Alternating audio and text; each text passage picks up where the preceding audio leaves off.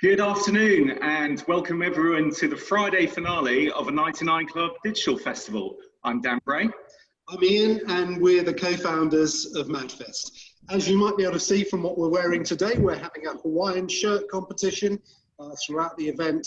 Please take the time to stick one on and post your picture on the mobile app on the virtual pub wall.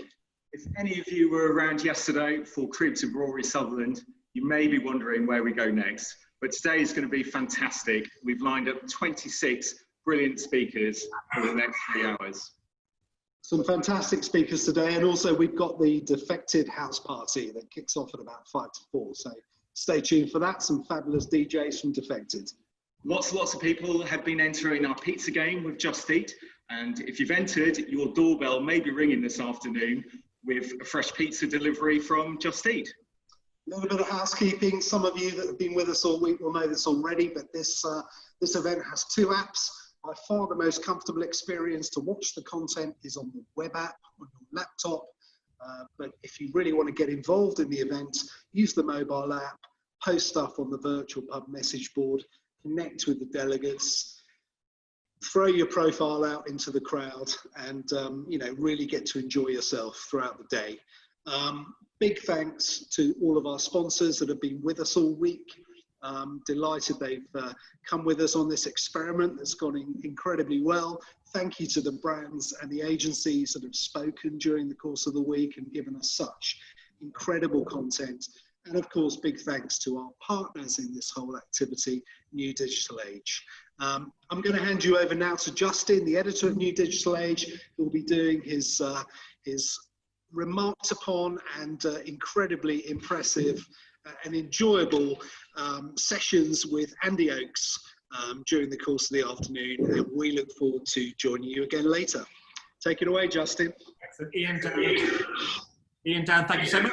I'm Justin, editor of New Digital Age, and I'm with Andy, who's the publisher. Now, we're going to be quite quick. The whole point of this festival is to be rapid quick. Each speaker has 99 seconds. If they go over 99 seconds, they get horned off by me like this. Then we go on to questions. Now, questions is the most important thing for me. At the bottom of your screen, you'll see a little Q&A icon. If you click on it, it's really easy. Type, enter some questions, and I'll pick the best and put them to our speakers.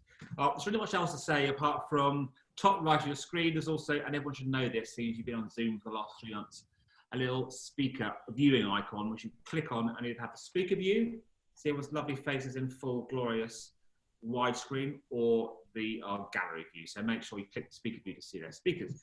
So yeah, we're going to be really fast and furious today. Andy and I will be coming on throughout the day to talk about polls and cheese and competitions. It's not cheese today. But otherwise, it's just sit back, relax, enjoy the literally quite amazing speakers coming up and some of your questions. It's been an amazing week. I'm going to have an incredible final day.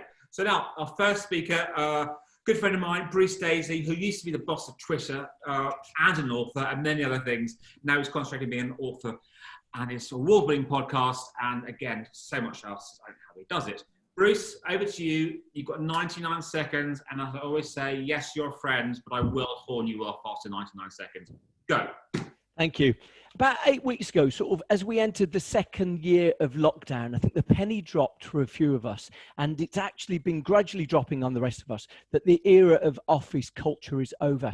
And you might question why I asked that. Barclays said that they saw that the era of bringing 7,000 people into the office was a thing of the past. I chatted to a media owner. He said we've had 1,400 people coming into this building every day since God was a boy.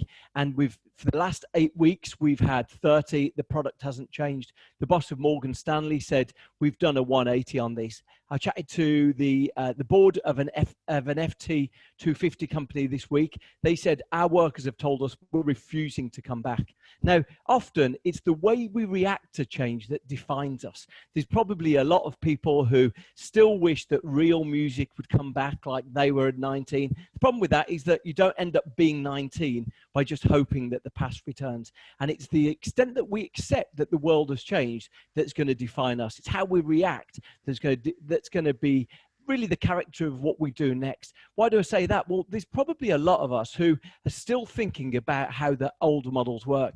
you might be in new business, you might be in sales. The whole of sales is largely based on the idea that you sell an undifferentiated product by bringing attractive, charismatic salespeople along. You bring them, you suggest that you go to a nice lunch somewhere. All of a sudden, you sell your product. Those things aren't going to work when the person you're selling to is dialing in from Grimsby. And the extent that we haven't yet come to terms with those things is going to make a big part in the way that we think about and define office cultures. Office culture is dead. And it's only if we start thinking about how communities on the web before have built passion and connection through the screen that we're going to channel these things. So there's a big opportunity for us. We need to take advantage. Oh, Bruce, I got a horn in just in time almost. Great start to the day today. Now, this must be quite an intriguing time for you because everything you do is about work culture. And as you said, there's no work culture anymore. We had Rory Sutherland on yesterday to end the day, and he talked about the fact that, yes, some people may be loving this, but we've got to realise some people might be hating it. So what do you think is going to happen, or is happening at the moment, to all the people out there where this isn't really working for them personally, this new working culture?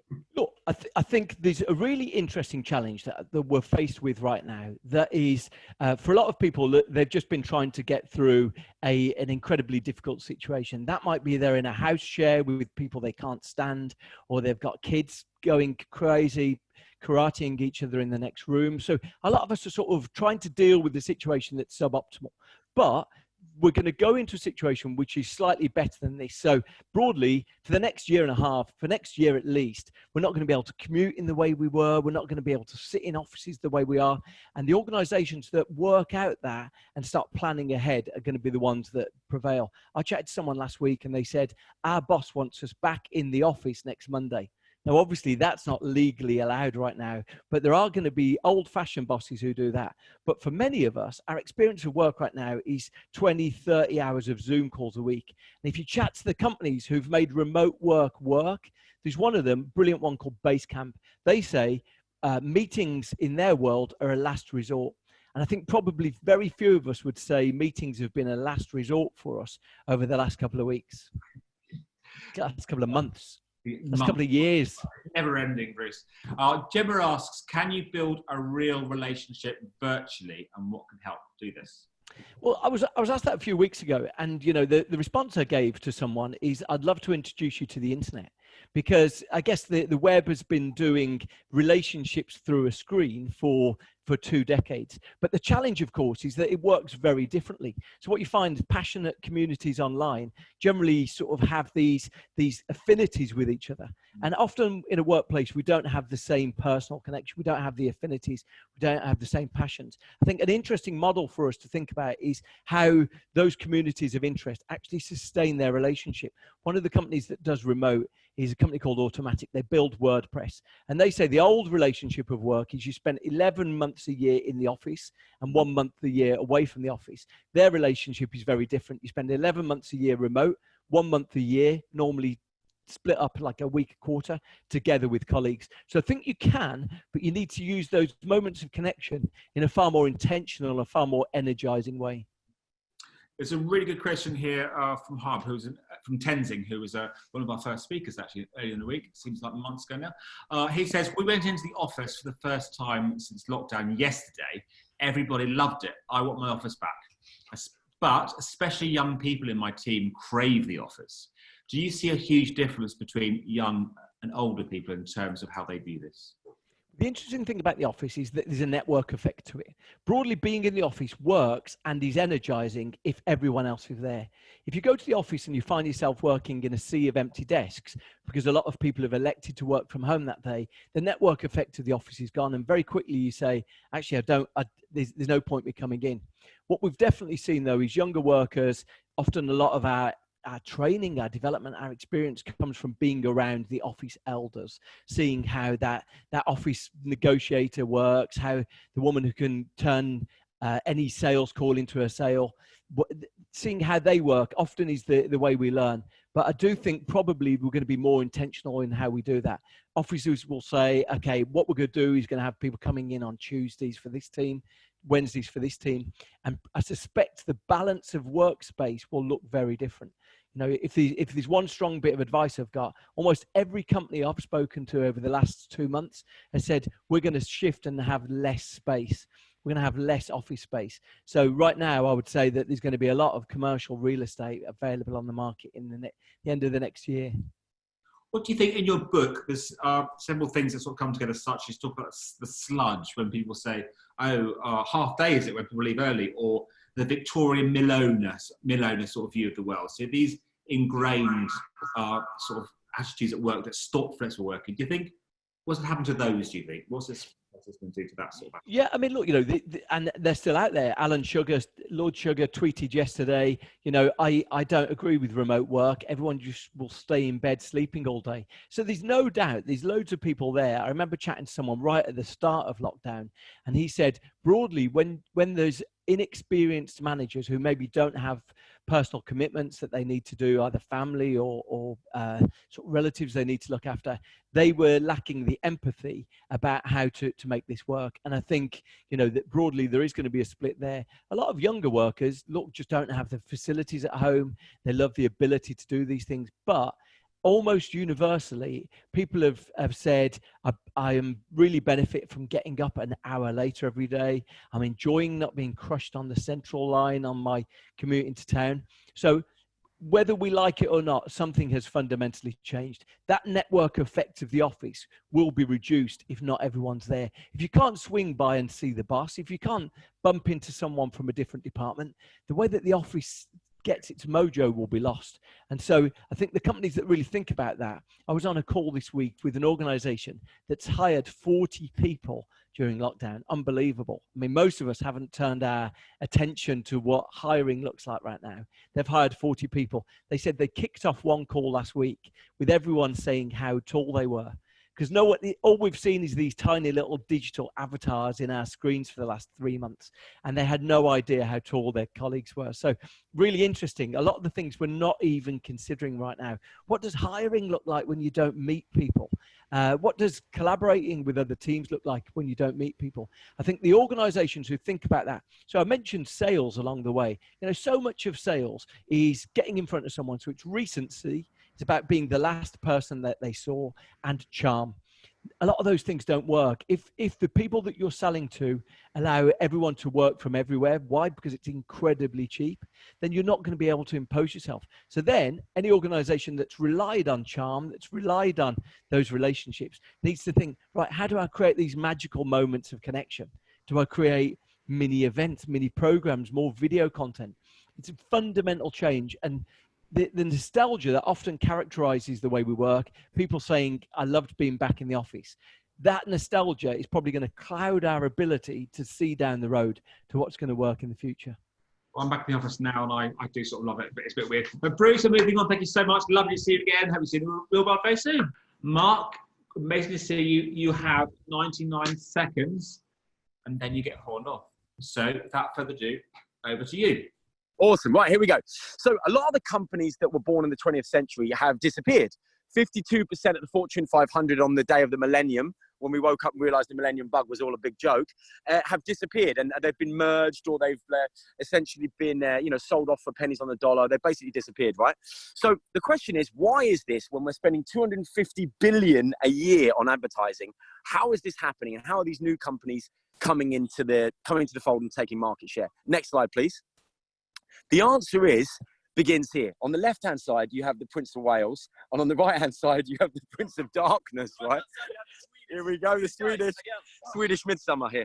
So basically, all I would say to you guys is these guys they live in the same place, Windsor. They have the same number of kids. They earn approximately the same amount per year, and they're the same age.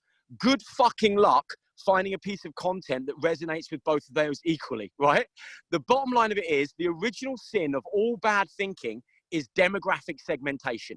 And if you're sitting there trying to spend your marketing budget and your brief begins with demographic segmentation, look at my lips as I say, you're in a strategic nosedive from the start, and it's downhill from here. It's every countermeasure that you can think of creatively is trying to pull you out of that nosedive.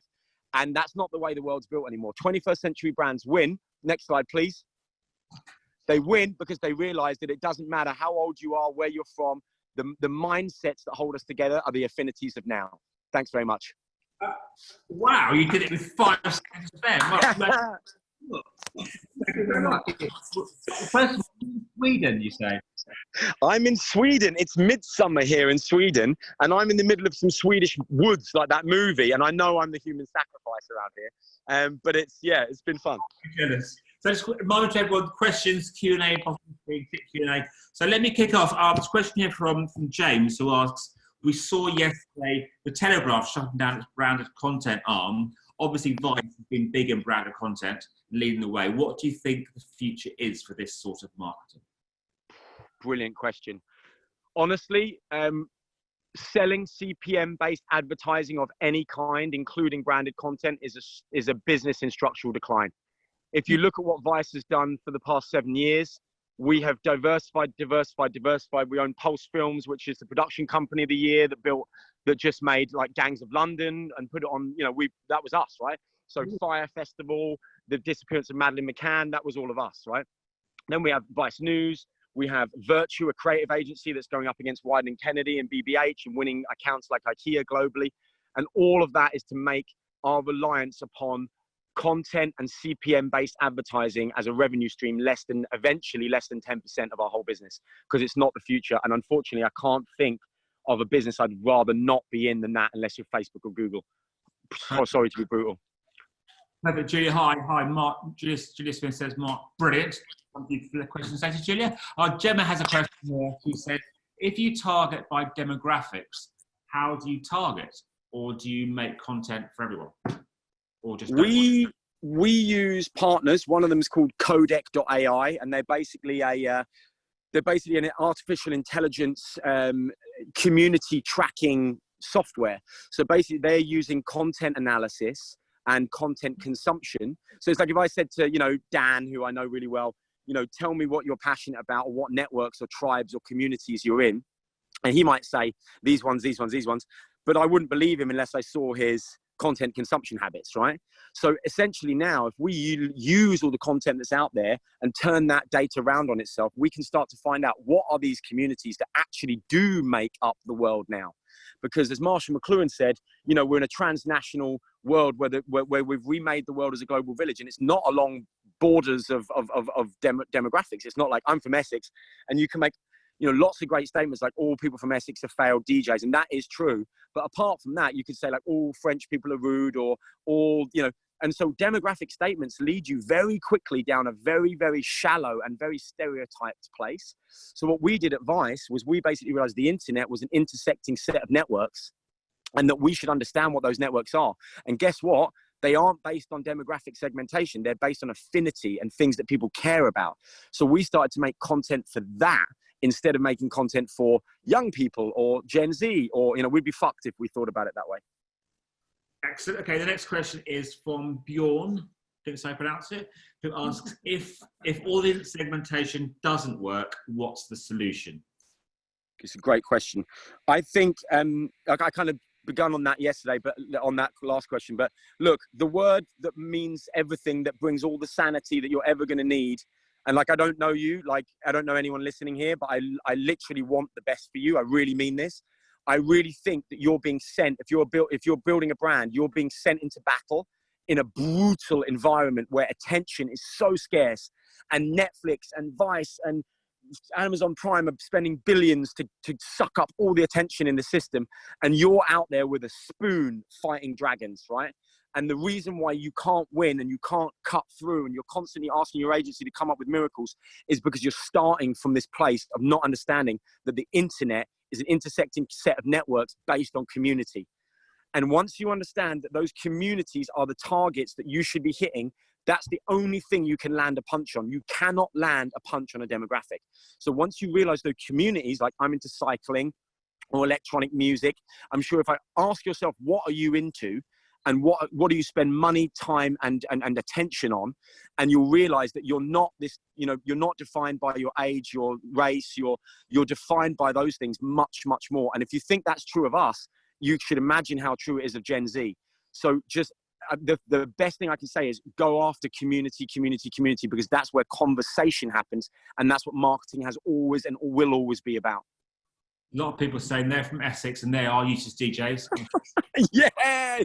We've got a last question here. Someone who's anonymous. Maybe they're being rude, they think. You've been making cuts and redundancies. What's the plan on future development? Are there learnings or mistakes? Absolutely. Look, I answered that and it's the first question that you asked me answers the last question, which is the bottom line of it is you do not want to be a company selling CPM-based media in 2020. It's not the best model to make money. And what we've done extremely well, like we bought Refinery 29 last year, right? Another interesting week for them. But we have been diversifying beyond that. We want to be able to do that, and we want to be able to work with partners and sell media and sell eyeballs. But the future, nobody is going to say that that's where the future of this model is, and we're trying to figure out what it is. I think we've come to some pretty interesting conclusions, and I think we're ahead of the pack. But unfortunately, those cuts were things that were quite overdue, in my opinion, in my personal opinion, which was that we are downsizing and downscaling our reliance upon selling advertising. We don't think interrupting people is the future of brand building, which I'm sure you agree. Indeed. Mark, fantastic. We're going to end now. Thank you so much. Enjoy the rest of your time in Swedish midsummer. Thanks so much. Thank you. Thanks, guys. Next, our speaker is Ben Hookway. He's CEO of Relative Insight. I think you're there. Again, you have only 99 seconds, or you will be both cut and fallen off. Over to you. So I was asked to reflect on the week, but I'm actually going to talk about one thing, which spookily relates to what Mark's just been talking about. So next slide. Cookies are eroding and declining and are generally crap. And that is going to force companies to focus on their own first-party data and do a lot more with it. Next slide, please. But within these companies, there is a whole load of really interesting data already there, which is held by consumer insight and customer experience people. And a lot of this is language data. Next slide. So I think what is going to happen next is that you're going to see a whole load of innovation around combining first-party data with CX and consumer insight. And a lot of that is going to be language data, which is what we've been doing at Relative Insight. And you're going to have a reimagining of first-party data segments based on how people talk, not about who they are from a demographic basis. Full stop. Done. Amazing. You've got 30 seconds left. That's okay. Well, so what are you most looking forward to next year we finally get out of this pandemic? What's your biggest hope? Frankly, getting back to the office. Flipping back to the earlier conversation, we have a pretty young team in London. We're split between New York, Lancaster, and London. And it's getting the young people who are sat in hot, sweaty, 3-bedroom apartments out of that and back into London. That's the thing I'm looking forward to. Thank you so much for joining us. Have an amazing weekend. Now, without further ado, we're going to our next speaker. This is a video. It's Dom Calisi, who's marketing manager at Miappi. So let's cut to the video. I'll start by picking out my favourite idea of the week, and this is from Lauren at Made.com, who asked us, are your best influencers closer to home than you think? And it turns out the answer to that was yes. They certainly are approachable and easy to work with. Why? Because they are in fact your employees. But the most powerful principle that Lauren left us with was that on a day for influencer marketing thought leadership, Lauren talked about how you do not necessarily have to pay for influencers. There are other ways to nurture a relationship and encourage content creation. We should instead look to engage with a different type of influencer who can be motivated differently because they already have a passion for your brand. Now, here are my 3 pieces of advice for brands looking to emerge stronger out of the pandemic. Number 1, Nick from Chills asked, how do we emerge stronger without a big innovation budget? And his answer was simple. Focus on CRM. Say thanks when consumers buy something, check in with them to see how their experience is, and the same strategy can be applied to social media. Number 2, UGC has been a reoccurring theme throughout the festival. So I encourage you all to get in touch with Miappi and simply find out who is posting about your brand.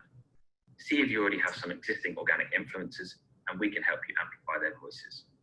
Finally, through the political and social challenges of today and the future, earning the trust of your customers by standing with them in solidarity will help you tremendously. Brands have the power to amplify those voices. And that is a way of giving value to consumers, and you can do that with UGC. Please don't let those valuable brand ambassadors down. Thank you. Fantastic, thank you so much. I mean, it's a video, so you're not listening, but thank you so much. Right, we're going to cut now and talk to our poll master, Andy Oakes. He's head of polls, in charge of polls. He loves polls. So what poll do you see you doing today? I don't like polls. I'm still reeling from the fact that all people from Essex are failed DJs. I'm deep down quite hurt. Polls, yeah, we have polls. The first poll of the day is, should marketers be innovating more in the lockdown? And the options are yes, unprecedented times, great phrase, calls for unprecedented measures. No, we need to be tried and trusted in these times. And the last option is, I've got no budget, it makes no difference. Shall we see where we're sitting at the moment? Where can people join these polls, Andy? Well, I'm glad you asked me that, Justin, because where they can go for this poll is here. It's an app. It's a mobile app. It's one of the, there's new things you can get on the internet. Is it the MadFest 99 Festival mobile app on the mobile phone? It is indeed. Right, 75%, 76%, it's gone up. Yes, in unprecedented times, we need unprecedented actions, which sort of echoes what Rory was saying yesterday, Rory Sutherland. Incidentally, if you haven't seen Rory Sutherland's video from yesterday, do yourself a favour. It's on the MadFest site. It's on the New Digital Age site. It's truly extraordinary. Second thing I'd like to draw to your attention today, look at the shirts, look at the shirts. Everyone in this office today is wearing, studio, not office, wearing incredible shirts. Do you want a prize? I know you want a prize. I want the same energy we had yesterday for Cats in Hats. Please send us your pictures of you in a shirt. You can do that again by the pub bit of the app. And don't forget, everyone, the best question gets a jar of Andy's homemade Marmite. That competition is still ongoing. It's quite fiercely contested, so get the best question in. James Steele, I've just seen your question. That's rude. Right, also the artwork. Now, if you've been following us through the week, one, you'll be quite tired of hearing me say this by now. But two, artwork. We've been having coming almost immediately. This is slick, live, real-time artwork appearing on your screen now. Tell them about the artwork, Justin, or shall I do it?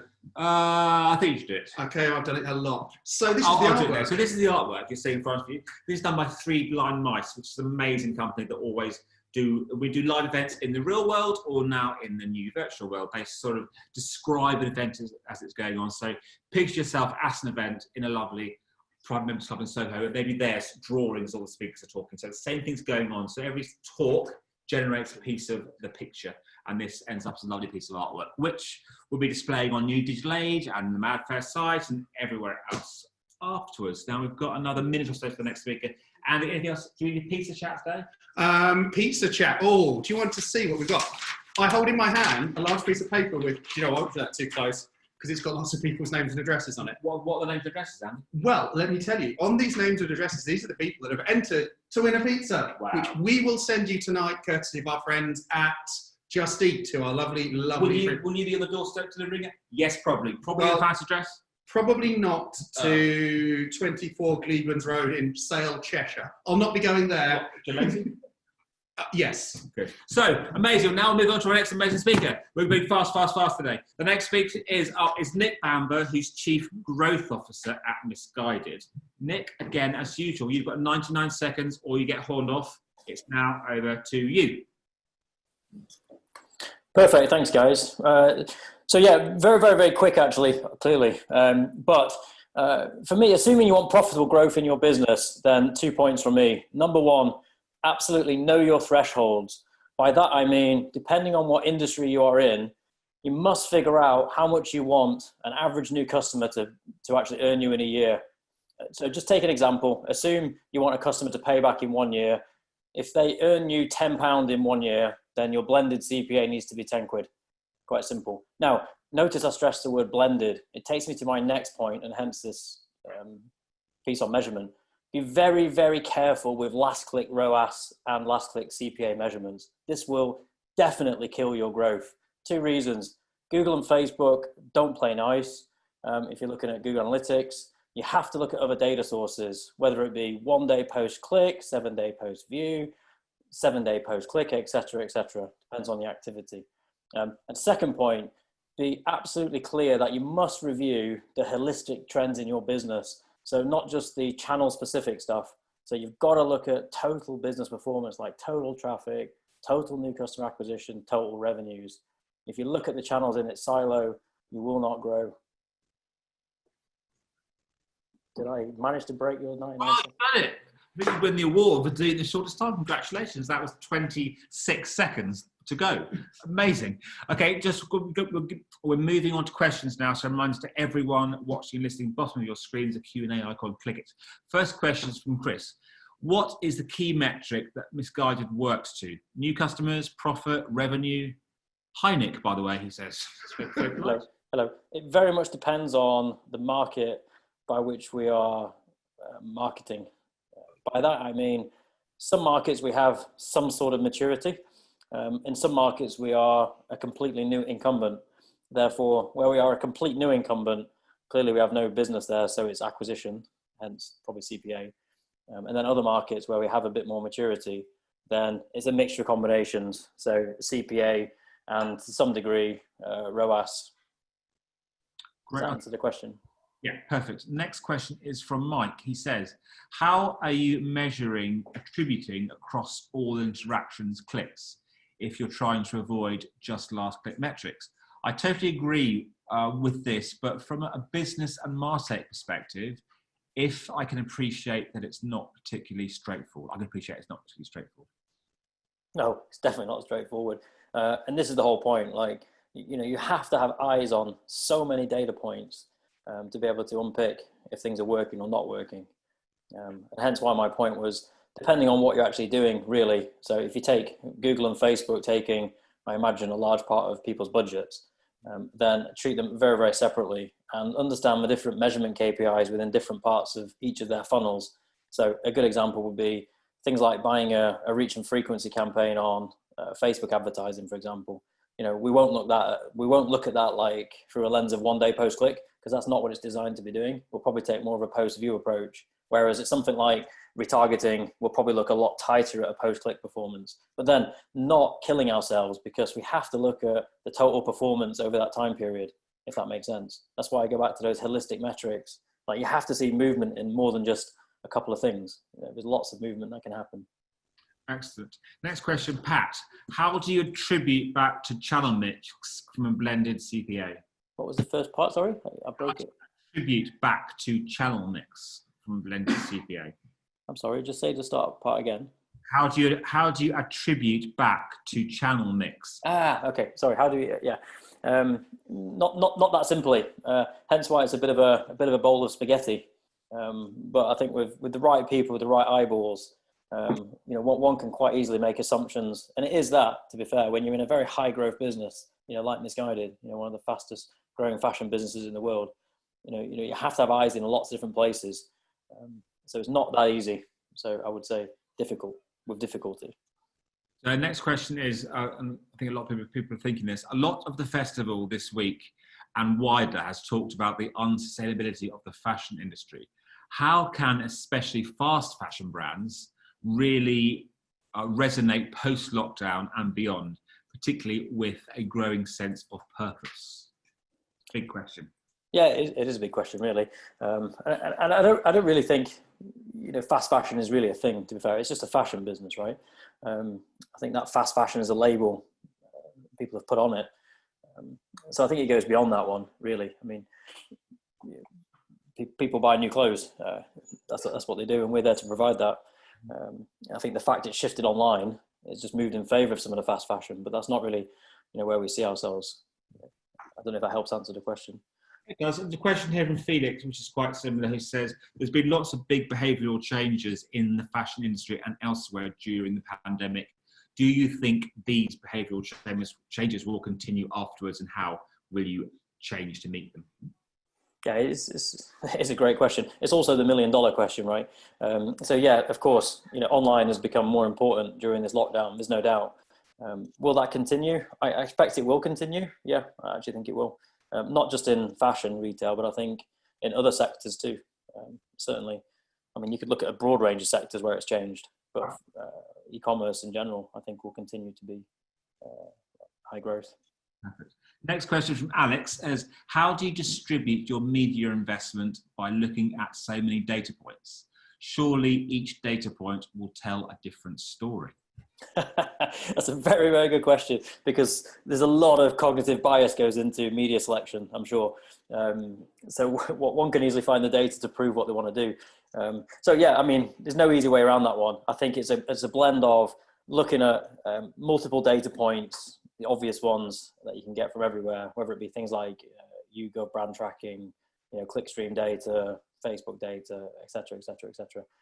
It could be sometimes as simple as what a competitor's doing, and doing a really deep competitor analysis, and just, you don't always have to be innovative, so to speak. You can find a formula that's worked for other people and test that formula. But I think the key thing there is you've got to live in an agile world in this growth market, without a doubt.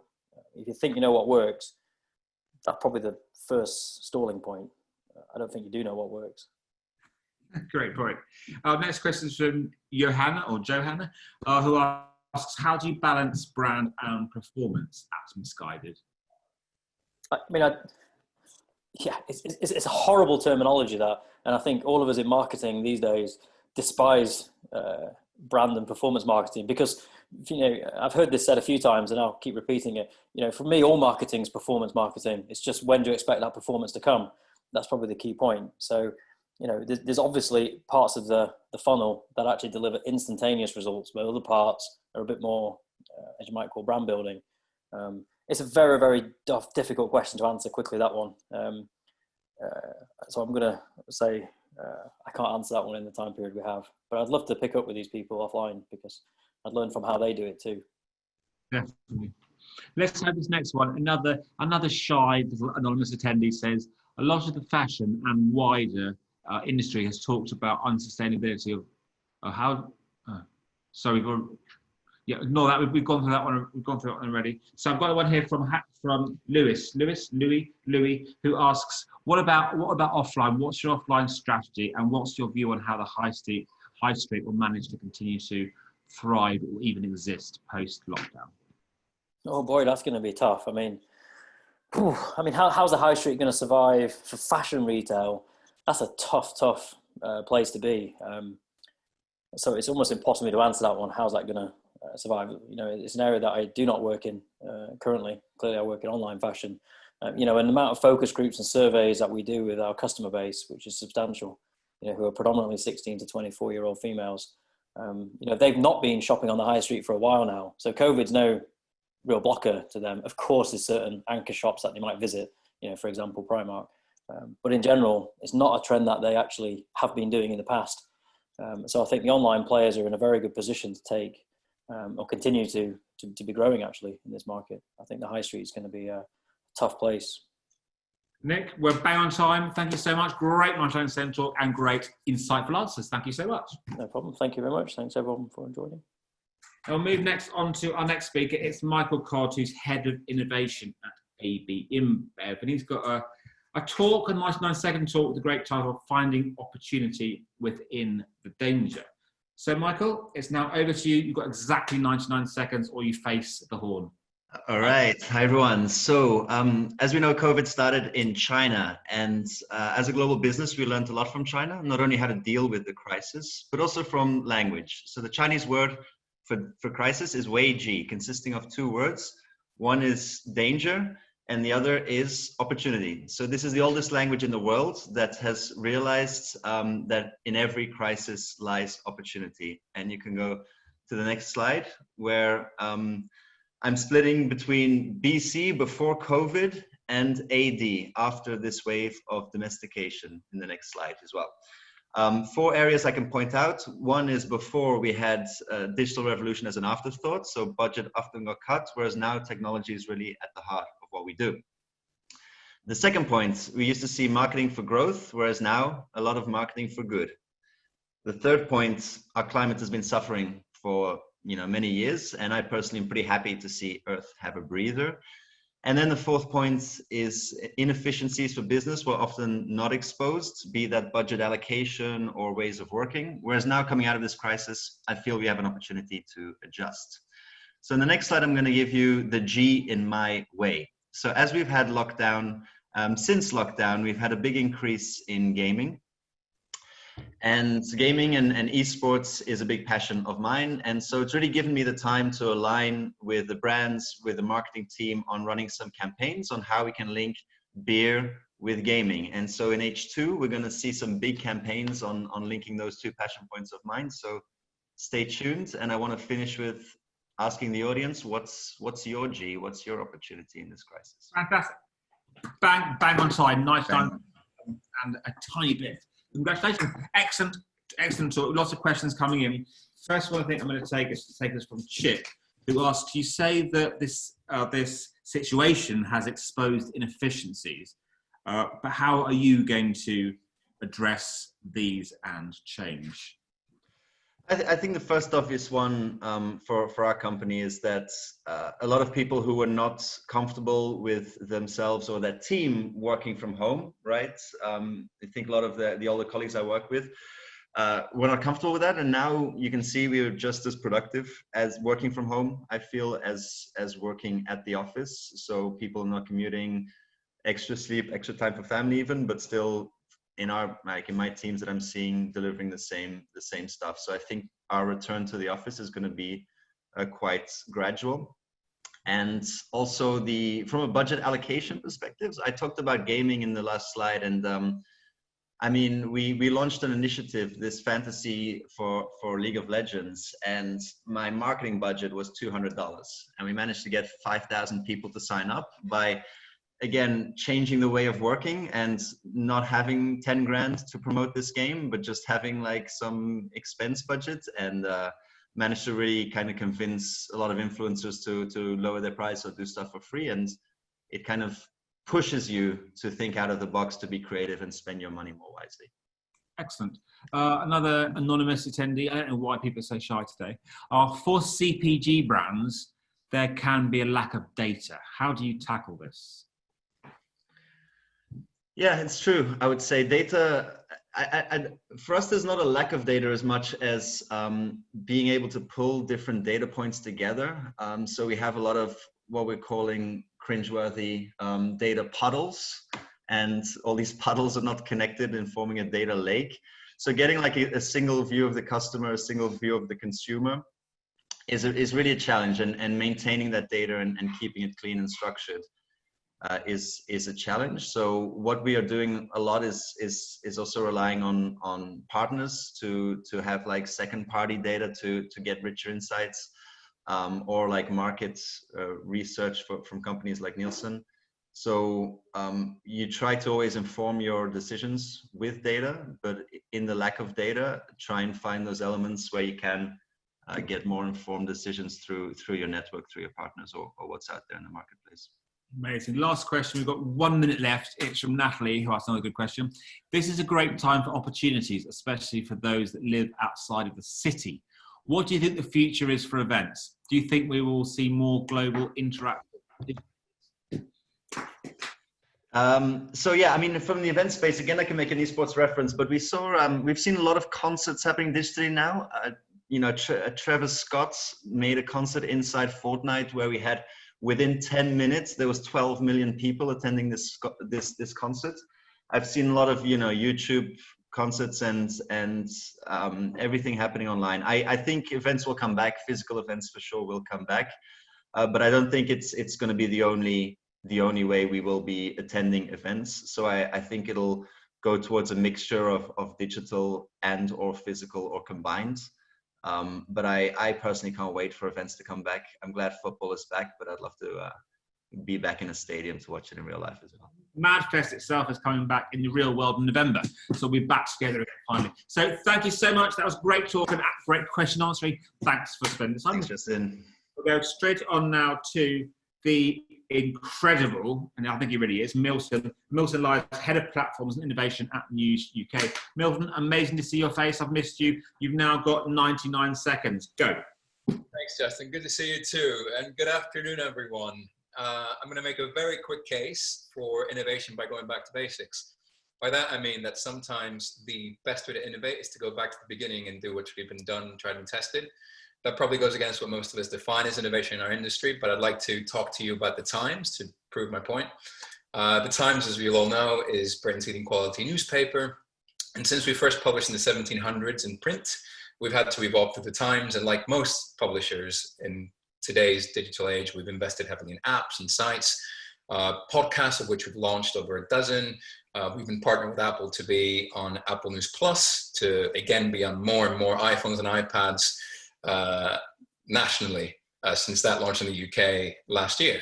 And all those things have been great for our digital growth. But if you would have looked at the trends and what you can do in tech now, you would have thought that the next evolution of the Times as a brand would be a big, perhaps digital exclusive platform or immersive storytelling through exciting tech like VR. But we've gone right back to the beginning, to the mass broadcast medium of radio. We're going to launch Times Radio on the 29th of June.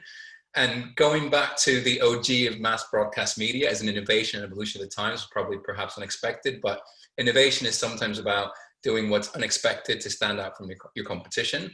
And so that's why I urge you to do the same. If you're stuck for ideas, maybe go back to what's already been done and adapt it to create something new in the process. I think that was 99 seconds, wasn't it? 99 seconds. I think that was 97 seconds. Incredible. Congratulations. I was looking forward to hauling you off, Milton, so that's a shame for me.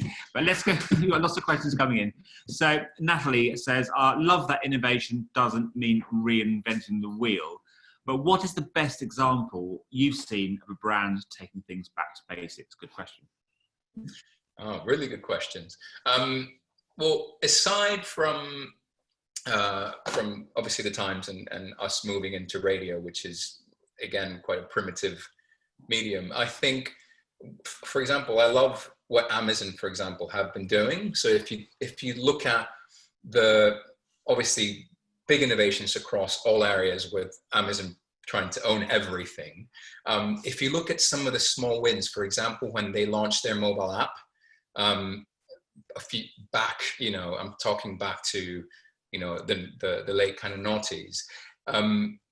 It was just a basic platform that just encouraged people to shop online by implementing something as simple as camera access to be able to scan a barcode to then find that product on Amazon. Again, not necessarily flashy, just a simple mobile app using basic functionality on a phone to be able to drive more sales and taking that footfall away from physical stores. I think, I think examples of just little things done well with just basic functions or functionality, a lot of times gets the job done and in a much more impactful way than, really loud, big, new shiny things. I feel like I've rambled there a little bit, sorry. No, you never ramble, Milton, you never ramble. We've got a minute left. Let's get lots of questions, but I'll just pick this one. How important is, but it's anonymous attendee, how important is the added value element of news today? For instance, exclusive events, offers and competitions. And how does that differ between tabloids and equalities?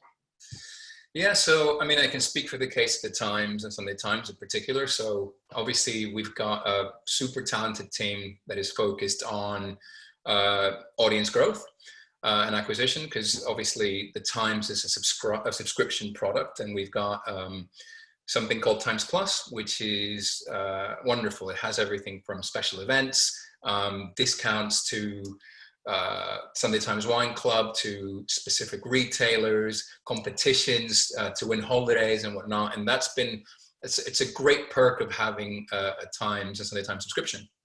And I think it's also enables the brand to engage our readers in areas that go beyond the news, that are quite well fitting to our kind of lifestyle pillars.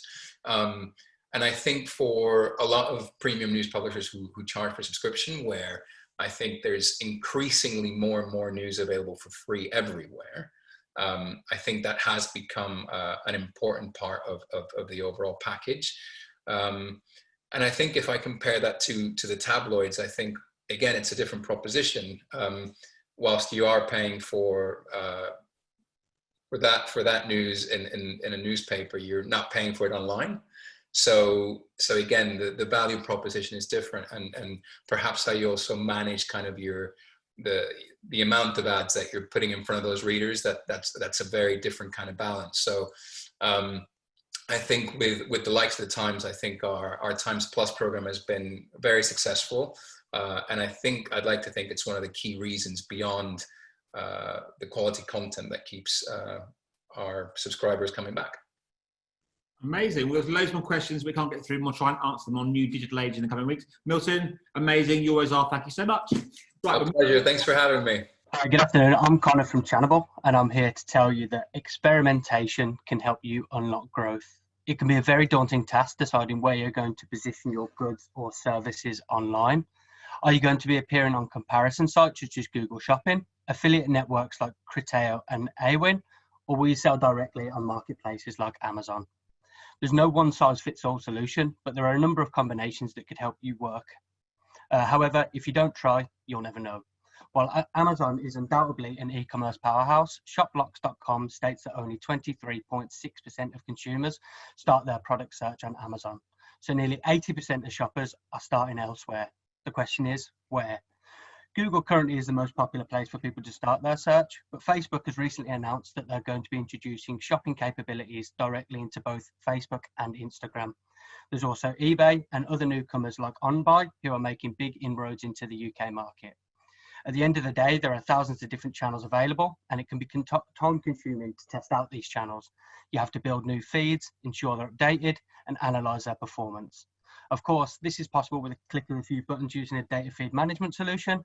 And while there's no definitive route to success, by diversifying your approach through experimentation, you can unlock growth opportunities that you'd previously not thought possible. Hi everyone, thanks for having me back. It's been a fantastic week, so thank you to the guys at MadFest and 99 Club for having me here today once again. I just kind of wanted to talk about some of the different speeches that we've heard over the week, and you know, those some from today actually have been really powerful, and I think have definitely hit home some of the things that I've mentioned. Mark Adams from Vice earlier actually talking about why brands should kind of move away from stopping selling CPMs and move more into branded content, and I think that's definitely something that brands really should be considering now. When you look at trying to move away, if your strategy is to move away from being super intrusive and trying to build a deeper, stronger relationship that lasts for a very long time with your user, gaming's a very good way of doing that, in the sense that it allows you to reward a player for interacting with your brand. And you know, you can own an environment for a month or 3 months, something like that, and it gives the user a fresh experience of your brand that they may not have never considered before. And I think if you're looking at in-app, for example, cookies have always been something that people have wanted or needed, and I think the trends are starting to move away from that. So it's quite an exciting time to look at the opportunities that in-app can provide on a mobile scale. I can see the horn hovering, so I'm going to call it there. Amazing. Thank you so much. Move on very fast to our next speaker, which is Matthew Goldhill, CEO, founder of Pick Media. Matthew, over to you. You know the rules, 99 seconds. Hi everyone, my name is Matthew Goldhill. I'm founder and CEO of Picnic. This has been the first event we've ever sponsored, and it's been an amazing experience. We've had 2 sessions to talk so far. First of all, we got to introduce our Influencer Amplify product, which is a new tool which allows influencers to seed their content into premium editorial context. And on Tuesday, we spoke about our overarching vision, which is bringing the high quality ad experiences of social media to the open web through products like stories and posts, which we deliver mid-article on the highest quality editorial context. But I'm not here to talk about our products. We've already done the sales pitch. I'm more intrigued as like a business owner. This has been a really interesting conference, specifically to hear a lot of stuff about workplace culture post-COVID. And Paul Frampton was talking really interesting things about hiring people, specifically apprenticeships. So I think the thing I've enjoyed most about this conference is the really engaged audience, lots of questions. So I thought for my final 99 seconds, I might turn things around and pose a question to you guys. I'm a small business owner. You can never plan for a global pandemic in your business plans. We're 3 years in, really fast growing, profitable business.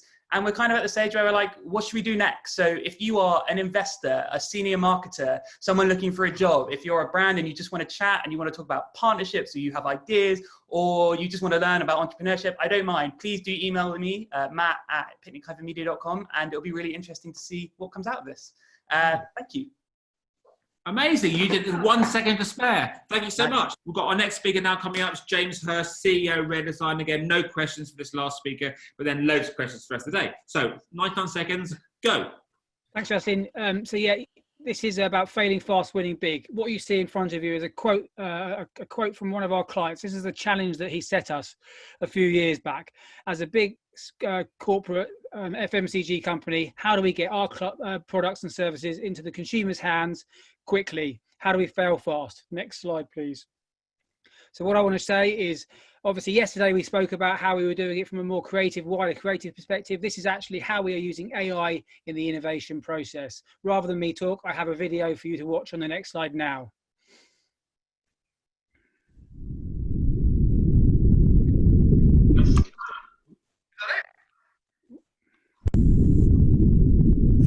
What we're doing here, we're exploring keywords, emerge and stronger.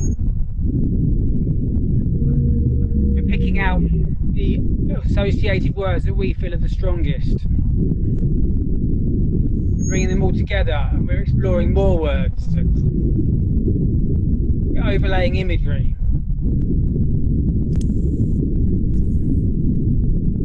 We're now exploring the associated words of words that were associated with the original key terms.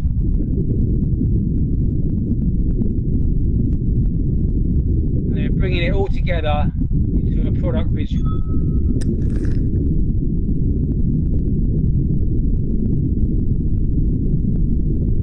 That's it. James, I've got to end you there. Sorry, it is 99 seconds. Thank you so much. You were amazing today, as you were before. Thank you very much. Now we're going to go for a quick poll break to our poll master, Andy Oates. What's going on the polls? Big news on the polls. We finished the first poll of the day. Resounding win for yes. Marketers should be innovating more in the lockdown. 79%. Big win there. So the next poll is up. Should brands seek innovation from within, or should they work with consultancies? And the options are yes, it has to be internal. No, it can't be internal. You need fresh thinking. C, and the third option is it doesn't really matter. You get it where you find it. In other news, the first pizza of the day has been delivered, and it's gone to Freddie Lodge. Freddie's in Colchester, continuing our Essex theme. Well done, Freddie. Great head work, great headband in the photo you sent us. Enjoy your meat pizza. Good work. Send your Hawaiian shirts in, people. We need those. We're not getting enough of them. I'm going to hold you off. Andy, thank you very much. Hopefully, Horn for the first time in the week. I've horned down for the first time. Without further ado, Craig Fenton, over to you. Thanks, Justin. I've got my Hawaiian on, but I won't eat into my time.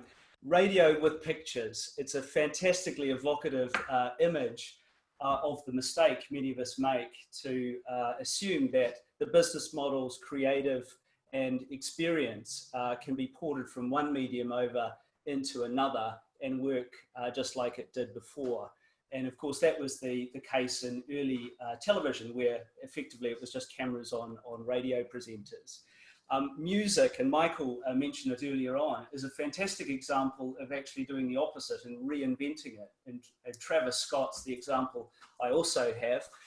You'd think live music would be gone in 2020, but in fact it's reinvented. Travis Scott performing 3 sets of 15 minutes inside the gaming environment of Fortnite. As Michael mentioned, 12 million attending one, 27 million over the course of 3 concerts. Fun fact, the previous record for a live concert was 225,000. So a great example. So my provocation is, what can we take from that? Is advertising radio with pictures? Is advertising even relevant? Who watches ads anyway? And what would advertising look like if it wasn't advertising as we know it today? Wow, you've done it on time. That's amazing. Well done. I suppose it's your second time, so you're quite used to this. Okay, we've got lots of questions coming in. There's one here from Dale or Zale, who says, Google's at the heart of changing our world. So what do you think is the world going to look like when we come out of this?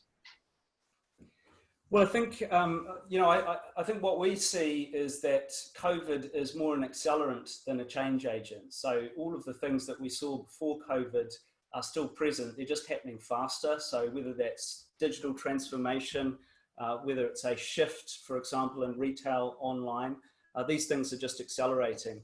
I think we're in for a period of certainly subdued trade, and the figures sort of suggest that. But I think also, you know, like music here, necessity is the mother of invention, right? And we also see brilliant examples of industries reinventing themselves in different ways. I had a Michelin star meal the other day delivered to my home. Who would have thought that restaurants could trade in this environment? So lots of opportunity in the gloom, I think. Brilliant. Question here from Mike, who says, isn't nearly 25% a massive... Last session. Sorry, I'm reading that from the last session. Could be going crazy. Okay, there's a question here from Mike, who asks, how is Google itself transforming itself from the experiences learned in the pandemic? Well, thanks for the question. The priority at Google's been to pivot all products over into being helpful in the context of the crisis. So we've got you know, curated quality information for those looking for information about COVID, the disease. So, you know, it'll point you at the homepage will point you at World Health Organization, NHS information. We've been helping the government track mobility and the lockdown figures. That's true in the UK and elsewhere. And a lot of the machine learning on the background is sort of being invoked to help with the massive exercise in finding a vaccine and tracking the data as we see the contagion progress in its lifestyle. Next phase for us is really to do what we do best, and that's help businesses recover and reinvent themselves to the extent that's necessary. And I think we all have a role in that, and getting the British economy and the European economy back on its feet again. Perfect. Another question, very similar, but quite sort of fascinating at the same time. How is Google reinventing itself in the age of spatial computing? In the age of spatial computing. Well, if I interpret the question right, and I apologise if I'm not, look, I think there are a multitude of new canvases that are now available to creatives and to businesses. So the world of virtual reality and augmented reality, I think, is becoming increasingly important. Schools are using this technology to take their students into monuments and on field trips in a virtual way that they probably wouldn't be able to do physically, and COVID's been a trigger for that. So look, I think it's I see VR and AR, if that's the reference to spatial computing, as a new canvas, and as processing power and bandwidth continue to increase, we'll only see more application of it. Fantastic. Question here from Lid, who said, I heard you talk of the original 99 Club. It was fascinating. So what's your view now on how education is being forced to change from the pressures of the pandemic? Well, thank you for remembering what I said. Well, I've got two teenage boys. One's unceremoniously fell out the end of upper sixth and is no longer at school, and the other one's going through a virtual schooling experience at home. So I think the crisis has accelerated the digital delivery, obviously, because that's what's available these days.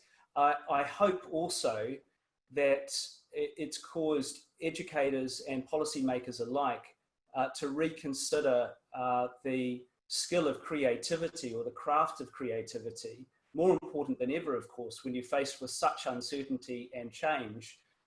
You know, bringing out those creative skills as a mechanism to adapt, reinvent, and imagine a future that's different than it is today, and then go create it. I hope we're going to see more of that. Let's see.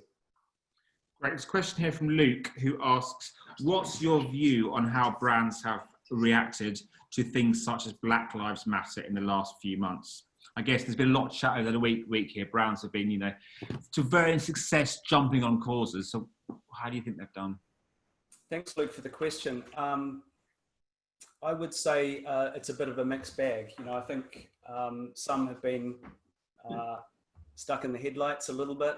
Others have adapted really quickly. And it's difficult to get the tone right, isn't it? You know, that dividing line between leaning in and becoming an active participant in an important social cause of equality and justice, without seeming to capitalize on it in a slightly churlish way. So I think the tone right now matters a lot, and my personal perspective is jump on that only in an authentic way if you're prepared to be part of the active cause. Don't just use it as a billboard or a moment. Great answer. Last question here, I think time-wise, it's from Billy, who asks, is innovation happening fast enough for consumers who are demanding more interesting and engaging brand experiences? Well, I think consumers probably don't know what better looks like because they only live in the current reality. What we do know is that in the digital age, patience has become shorter. The brilliant companies that we all work with have taught the consumer in the digital age to expect more and to expect a higher rapidity and a deeper change in the innovation cycles that they see. So I think certainly the appetite is there, but it's a little bit like Fred and Ginger in an ever engaged embrace and doing the tango. As bandwidth and innovation increases, the appetite to receive it and want more also increases. So I think we'll see an increasing spiral there. Perfect. We're up against time. Thank you so much for taking part. Thank you for joining us yet again. Enjoy the rest of your weekend. Bye. Thank you. So the next speaker we've got coming up is Andy Ashley, Global Marketing Director at Digital Elements, and his talk is about IP geolocation. Now, Andy, as you know, you have 99 seconds or you will face the horn. Go. And excuse me, before we start, I've got to put some points out to everyone listening. The Q&A button, bottom of your screen, tiny little icon, please put your questions in there. And apologies, start now. Great, okay, well hopefully you can hear me okay. So yes, the art of staying relevant in a changing and disruptive digital world. Next slide, please. As you can see here, this is the first ever banner for AT&T that appeared over 20 years ago. Back in the days when you had some very basic targeting, very simple CPM type models. Next slide, please. And then fast forward on 20 years and you've got this amazing myriad of different management platforms, ad exchanges, crunching billions bits of data, creating ads in real time, serving real time audiences. But a lot of this data and targeting is underpinned by data. And the advertising target is only as good as the data that you use. And IP geolocation provides an additional layer of relevancy and context. Next slide, please. To give you an example, this is TapAd, one of our clients, a very big ad tech platform that does cross-platform targeting. And they did some tests for a big box retailer, cross-screen, and you can see the results speak for themselves. This was showing geo-targeted content versus non-geo-targeted content and the uplift in response that provided. You can do some quite clever things with IP geo when you combine it with other factors. So we did a campaign recently for the NHS where we were targeting no smoking campaigns in areas where people had high levels of heart disease, for example. So we can do quite a lot of good as well. And that's it from me. Amazing. On to 99 seconds, Andy. Congratulations. So lots of questions coming in as usual. First one from Julia Smith. Hi, welcome back. Average conversion rates, question mark. Just how good are they? Well, you know, any kind of uplift you can get on your advertising performance has got to be a good thing. If you're improving ROI, shipping more products, whatever it might be, you're improving revenues, you're improving bottom lines, you're improving advertising performance. So, you know, that can't be anything but a good thing. Brilliant. We've got a question here from Bob, who asks, location marketing's come into quite a torrid time over the last 2 years. What's the future for it, do you think? I guess you said there's really lots of bad examples of GDPR, etc., catching companies out. Yeah, I think there's a lot of creepy ways of targeting people out there. And I think IP geo kind of does sit outside of that pot to an extent. You know, things like cookies are being phased out over time. IP geo provides the opportunity to target people without the need for opt-in, whilst it's all privacy compliant. and compliant with GDPR, because it doesn't collect any information about a person. You don't know where they live, who they are. It's purely information about an IP address. So it's quite a friendly way of targeting people and not very creepy because it doesn't follow you around. That's a question from Caitlin, who asks, what are some of the most exciting / effective brand examples you've come across recently in this area? One very exciting example, it's quite old now actually, was Nike, where they were geofencing on a large scale, right down to beacon technology in store. And they were providing a geofence around their stores, and the campaign was geared towards people opting into it with a view of knowing what they were going to get promotion-wise. And the promotion was you could get a free pair of Nike trainers if you got into the store within a certain amount of time. And when you went into that geofence, the countdown would start, and the cost would start to increase for those trainers. So it would go from $0 to $100 or whatever, and this is all in North America. And people were tearing around shopping centres, trying to get into these stores before the countdown stopped. And it was quite a big social media thing at the time, and it's quite an innovative way of using geo. Perfect. It's the question here, and again, he or she came yesterday. I don't think it's the real name. Bob the drag queen asked. Excellent. Hi, Bob. Real name. How's it going? Asks beacons. You didn't just mention beacons. What do you think the future is for this sort of technology in the changed high street we're expecting after COVID? That's a really interesting question. It's quite a big debate, really. I suppose the benefits of that sort of technology is the fact that you can target small numbers of people very in close proximity to stores, and there's quite a lot of things you can do with that. One of the drawbacks is the fact that you're actually targeting a very small amount of people with a very specific message, and advertisers and brands and retailers often want to target people at scale. That answers the question. We're up against time. Thank you so much for joining us, and thanks for your great insightful answers. Thanks a lot. Have a great weekend. Thank you. No problems. Thank you. Goodbye. Now we're now moving on to a tiny little break before we've got the incredible Adverty Paris coming up at 3:25. So now we're going to turn to I think lots of people seeing how there's lots of people coming in here. All people here. So what are we talking about? We're talking about why have we done this? I don't know. Why have we done? We did this just to try to. It's a bit of an experiment, wasn't it, between us, just to try something super different. We love the 99 questions. So how successful do you think it's been? Well, I was a bit blown away by the numbers last night because we in the studio we only get to see who is on second by second in the web app, and then of course we've got a bunch of people that are on the mobile app at the same time. So it really sort of brightens my day. I think we've had 3,000 plus people join us so far this week, and yeah, I was amazed by that. Actually, it's been a great experiment, and I think something we should develop and make even better. I mean, I think it's just sort of 6 weeks it's taken to put together this event, and obviously working with you guys to get 99 speakers on board, over 3,000 attendees, and just some of the feedback we've had from the speakers has been fantastic. It's been quite a full pelt rush, hasn't it? Yeah. 6 weeks, I have to say. And I think a lot of these digital elements will coexist when live events return. So we're really excited about MadFest coming back, but continuing to do lots of virtual and digital stuff. Hopefully with you guys, if you're not too put off by this experience. No, it's been interesting, hasn't it? Because I've been talking to people about it, and they say it's not. This is more of radio. It's more of it's broadcast to a certain extent. It's not it's moved on from what a conference has been, and certainly it's been an odd experience, I think, for us here, talking to people and not getting reaction back. And I think it's been really interesting. And we've had a lot of fun, let's be fair. I think it's also really important to say to everybody as well, it's not just these 4 old blokes here in the shop who've done this.